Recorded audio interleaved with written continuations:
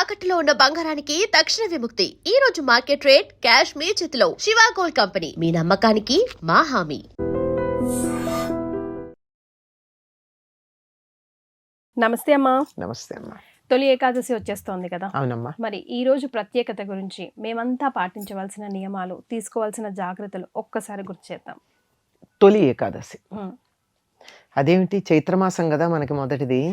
దీన్ని తొలి ఏకాదశి ఎందుకంటారు? మరి ఇప్పటికి ఎన్ని అయినాయి కదా, అంతే. 3 నెలలు అయిపోయినాయి. చైత్రం, వైశాఖం, జ్యేష్టం. 3 నెలల్లో 3 రెళ్ళు 6 ఏకాదశులు అయినాయి. ఈ ఏకాదశిని తొలి ఏకాదశిని ఎందుకంటాం? ఎందుకంటామంటే చాతుర్మాస్యంలో మొదటిది. పండగలు మొదలయ్యేది ఇప్పుడే. శ్రీరామనవమి తర్వాత మళ్ళీ మనకు పండగలు ఏమన్నా వచ్చాయా? లేవు కదా. పండగలు మొదలవుతూ ఉన్నాయి. తర్వాత ఇది దక్షిణాయన పుణ్యకాలంతో సంబంధం కలిగి ఉంటుంది. దక్షిణాయన పుణ్యకాలం వచ్చిన తర్వాత వచ్చేటటువంటి ఏకాదశి మొదటిది. ఇక్కడి నుంచి ఈ తొలి ఇది ఎప్పుడు? ఆషాఢ శుద్ధ ఏకాదశి. ఈ రోజున కాలస్వరూపుడైనటువంటి పరమాత్మ శ్రీమన్నారాయణుడు యోగ నిద్రలో ప్రవేశిస్తాడు. అదేంటమ్మా, పండుగలు స్టార్ట్ అయ్యే వేళ ఆయన పడుకుంటే మనం అంతా ఎవరిని ధ్యానించాలి? అదే, ధ్యానం చెయ్యాలి కానీ ఆర్భాటాలు చేయకూడదు. ఆయన నిద్రకి వెళ్ళినటువంటి సమయం ఇది. ఆయన నిద్ర ఏ నిద్ర అని చెప్పాను? మనలాగా తమోగుణమయమైన నిద్ర కాదు కదా, యోగ నిద్ర. యోగ నిద్ర ఎందుకు అంటే సంవత్సరంలో 12 నెలలు ఉంటాయి మనకి. 12 నెలల్లో ఒక్కొక్క నెలకి 2 పక్షాలు చొప్పున 24 పక్షాలు ఉంటాయి. రోజులో ఎన్ని గంటలు ఉంటాయి? 24 గంటలు ఉంటాయి. మనకి ఒక సంవత్సరం అయితే దేవతలకు ఒక రోజు అవుతుంది. మనకి 24 గంటలు ఉన్నట్టే వాళ్ళకు కూడా సంవత్సరంలో 24 పక్షాలు, 24 గంటలు. రాత్రి ఎంతసేపు పడుకోవాలి? 8 గంటలు. 8 గంటలు పడుకోవాలి అంటే 8 పక్షాలు అంటే 4 నెలలు. ఈ 4 నెలలు చాతుర్మాస్యంగా పరిగణించటం జరుగుతుంది. సరిపోయిందా లెక్క? ఈ ఆ తర్వాత వచ్చేటటువంటి ఉత్థాన ఏకాదశి వస్తుంది కదా కార్తీక మాసంలో. అప్పుడు ఆయన నిద్ర లేవడం, ఆ కార్యక్రమాలు అవి మొదలవుతాయి. ఆ తర్వాత ఉత్తరాయణం రావడం జరుగుతుంది. కనుక ఈ తొలి ఏకాదశి నాడు యోగ నిద్ర ముద్రితుడవుతాడు గనక యతులు, సన్యాసులు మొదలైనటువంటి వారు ఈ 4 నెలలు ఎక్కడికి కదలకుండా ఒక చోట ఉంటారు. చాతుర్మాస్య దీక్ష అంటారు. అంటే 4 నెలల పాటు తీసుకునేటటువంటి దీక్ష. మామూలుగా అయినట్టయితే వాళ్ళు ఎక్కువ కాలం ఒక చోట ఉండకూడదు కదా. యతులు సంచారం చేస్తూనే ఉండాలి.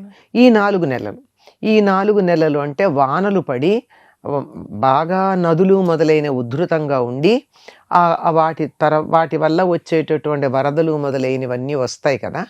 ఇవన్నీ పోయేదాకా ఒక చోట ఉండాలి. తర్వాత ఆషాఢమాస ప్రారంభంలో ఇంకా గ్రీష్మ ఋతువే ఉంది కదా.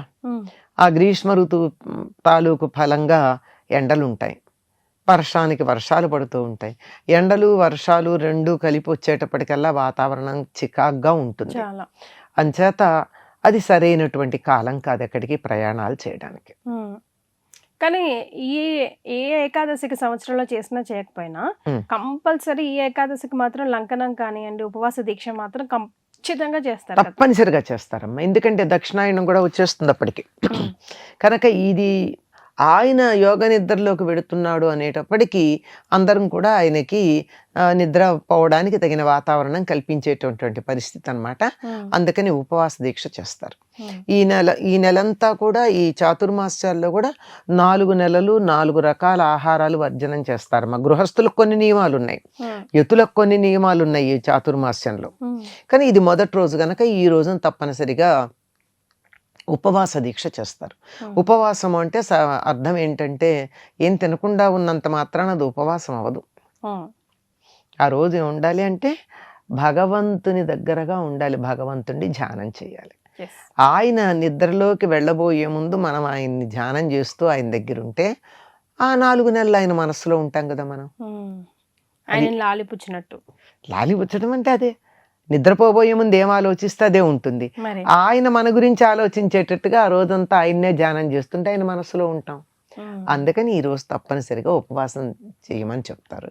సాధారణంగా ఏకాదశి ఉపవాసం చేసేటప్పుడు ఎవరైనా ఆరోగ్య పరిస్థితుల వల్ల కానీ మరొక కారణంగా కానీ పూర్తిగా ఉపవాసం చేయలేని పరిస్థితుల్లో ఉంటారనుకో, అప్పుడు ఏం చేయొచ్చు, తేలిగ్గా పాలు తీసుకోవచ్చు, పళ్ళు తీసుకోవచ్చు.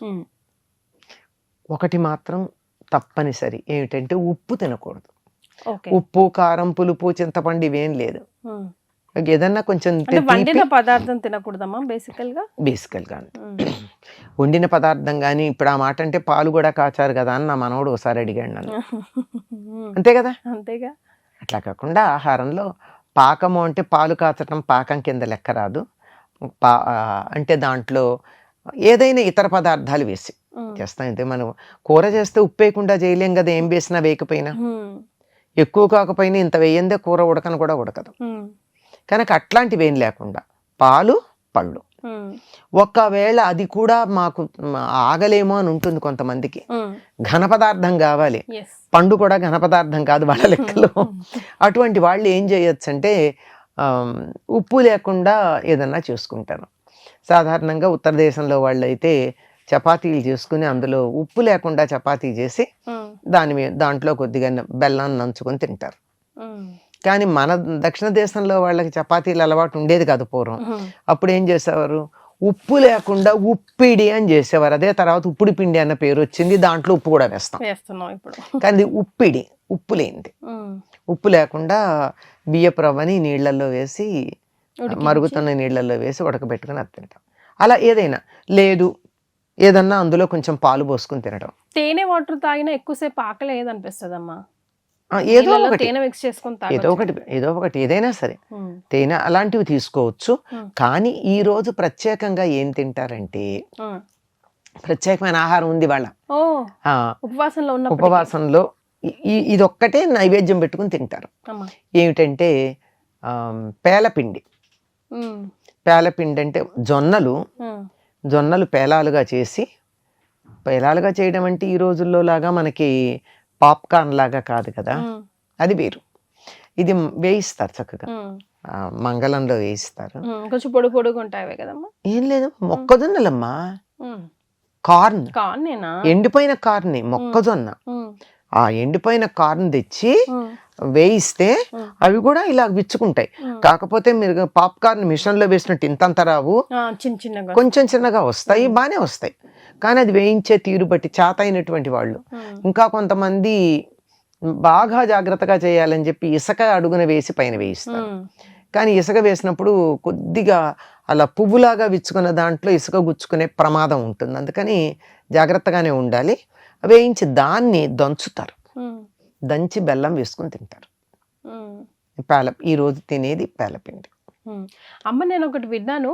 అంటే ఈ జనరల్ గా కొంతమంది ఏం చేస్తారంటే ఆకలి వేసేస్తుంది స్నానం చేస్తే ఇప్పుడే అని చెప్పి సాయంకాలం చుక్క వచ్చిన తర్వాతే మనం స్నానం చేసి అప్పుడు కానీ ఏదైనా తిందాంలే అని ప్లాన్ చేసుకుంటూ ఉంటారు. కానీ వన్స్ మనం స్నానం ఆచరించాము అని అంటే ఆ రోజు సాయంకాలం ఉపవాస దీక్ష విరమించినట్టే అంట కదా, అవునా?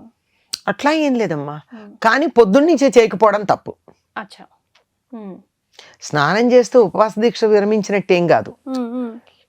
ఇప్పుడు పొద్దునే స్నానం చేయాలి. నిజానికి ఉపవాసం అంటే ఆ రోజు మొత్తం దైవధ్యానంలో ఉండాలి అంటే స్నానం చేసి కదా చేస్తాం, చెయ్యాలి.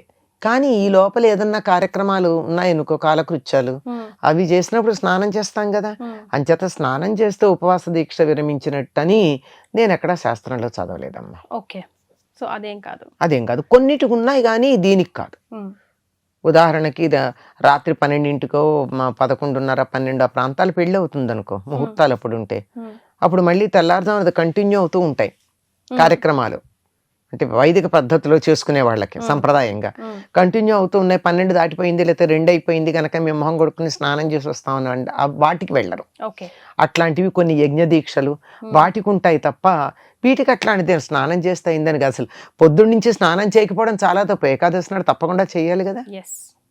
అయితే అమ్మ సైంటిఫిక్ రీజన్స్ కూడా ఉన్నాయి ఏకాదశి రోజు మనం ఉపవాస దీక్ష ఎందుకు చేస్తాము అన్న దానికి కదా. మరి ఈ రోజు అస్సలు తీసుకోకూడదు, అస్సలు చేయకూడదు అన్న పనులు. తలంటి పోసుకోకూడదు ఏకాదశి రోజు అభ్యంగన స్నానం, మామూలు స్నానం కూడా చేయకూడదు. తల స్నానం చెయ్యాలి, అభ్యంగన స్నానం చేయకూడదు. ఓకే. తలంటి స్నానానికి తల స్నానానికి తేడా ఉందని మనం చాలాసార్లు చెప్పుకున్నాం. తలంటి పోసుకోకూడదు, నూనె రాచుకోవడం అది చేయకూడదు. అదే అండి ఏకాదశి నాడు తలంటి ఇట్టి పరిస్థితిలో పోసుకోరమ్మా ఇళ్లల్లో. తర్వాత మగవాళ్ళు క్షవరం చేయించుకోవడం అవి చేయరు, అది చేయరు. తర్వాత ఆ రోజు ఇంకా వీలైనంత వరకు ఏమాత్రం ఆరోగ్యం ఉన్న వాళ్ళైనా ఏమీ తినకుండా ఉండడం మంచిది. లేదంటే పళ్ళో పాలో తీసుకోవచ్చు, అంతే. అంతే. ఇంకా మామూలుగా మనకి ఏ ఉపవాస దీక్ష చేసినా, ఏ దైవధ్యానం చేసినా, పూర్తిగా దైవానికి అంకితమైనటువంటి పనులు చేసినా ఆ రోజుల్లో పాటించాల్సినవి ఏంటంటే ముందు రోజు బ్రహ్మచర్యం పాటించాలి. ఆ రోజు సూర్యోదయానికన్నా ముందే స్నానాధికాలన్నీ పూర్తి చేసుకుని నిత్య నైమిత్తిక క్రియలు అంటారు, నిత్యం చేసే పూజలు అవి ఉంటాయి కదా. సంధ్యావందనం ఉండే వాళ్ళకి సంధ్యావందనం ఉంటుంది, లేనటువంటి వాళ్ళు మామూలు పూజ ఉంటుంది. ఇవన్నీ మామూలుగా చేసుకునేవన్నీ చేసుకున్నాక ఇవన్నీ అనుసరించాలి. అంతే. వీలైనంత వరకు ఎవరిని తిట్టకుండా ఉండడం, దెబ్బలాడకుండా ఉండడం, అబద్ధం ఆడకుండా ఉండడం, ఇవన్నీ కూడా మనకి వ్రతాల్లో పాటించాల్సిన నియమాలు. కానీ అవి మాత్రం మర్చిపోతాం మనం, అంతే. సరే మా ధన్యవాదాలు. And for more videos, Please subscribe to iDream. Please subscribe to iDream. Please subscribe iDream. And please subscribe to iDream. For more videos, subscribe to iDream. please like, share and subscribe to the channel. Congratulations, iDream. Subscribe to iDream. Subscribe to iDream. So subscribe to iDream Media. iDream ki iDream team andarki huge congratulations. Please subscribe iDream Media. Please subscribe to iDream. Subscribe iDream. Please subscribe to iDream. iDream అంటే నా కళల ఛానల్ను subscribe చేసుకున్న నోరు తిరుగుతలేదు, మీరైతే గంట గుర్తు కొట్టండి. For more such videos, please subscribe to iDream. Subscribe to iDream. Please subscribe to iDream. Please subscribe iDream Media. Please do subscribe to iDream. Please subscribe to iDream Media. For best entertainment and information, please subscribe iDream. And don't forget to subscribe to iDream.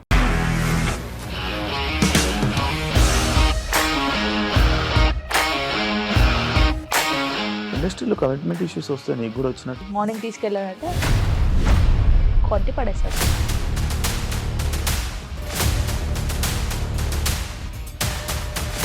ఒక్కళ్ళు కూడా చూడలేదు ఈ cinema అని చెప్పడానికి కూడా చాలా ధైర్యం కావాలి. అది నిజం కదా, దాంట్లో ధైర్యం ఏంటి? ఇది నెక్స్ట్ డే ప్లేట్ మార్చేస్తే తప్పు కదా. As of now we're comfortable this అని నేను అనుకుంటున్నాను. రష్మిక గారిది మీది ఒకే ఊరు అంట కదా. నీకు కోపం వచ్చిందంటే బాగా తిట్టేత్తరా? తిట్టేద్దామండి. నిజంగా గేమ్ ని ఎలా చేంజ్ చేయగలిగారు? APSFC వాళ్ళకి 6 నెలల్లో నేను 6 లక్షలు కట్టా. బిజినెస్ చేయాలనుకుంటే it is as difficult as riding a tiger.